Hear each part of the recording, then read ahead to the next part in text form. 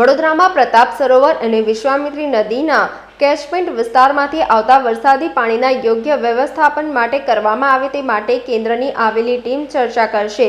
મહાનગરપાલિકાના વિસ્તાર અને આસપાસમાં આવેલ તળાવો તેમજ અન્ય જળ સ્તરોની સમીક્ષા કરી વધારે પાણીના નિકાલની યોગ્ય વ્યવસ્થા માટે ચર્ચા કરાઈ હતી.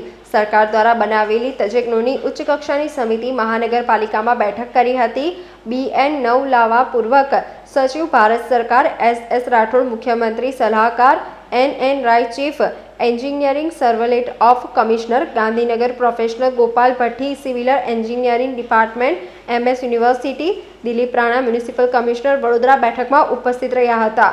બેઠકની ચર્ચા બાદ અહેવાલ બનાવી મુખ્યમંત્રીને સુપ્રત કરવામાં આવશે.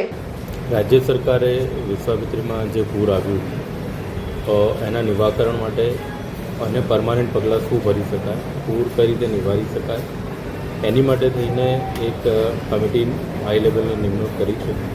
તેના અધ્યક્ષ માનનીય BN નવલાવાલા ભારત સરકારના પૂર્વ સચિવ છે.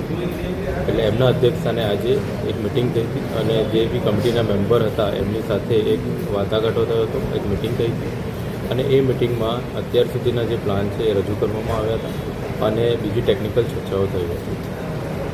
કોઈ એવી ચર્ચા કે જે શેર કરી શકાય એવું હતું? ના, હજી એક પ્રાથમિક લેવલની ચર્ચા થઈ છે. એમને જે અત્યાર સુધીના જે બધા વિચારો જે બધાના છે અને પૂર કઈ રીતે આવ્યું એ બધું એમના ધ્યાને મૂક્યું છે. પછી કમિટી એમાં વ્યાજબી નિર્ણય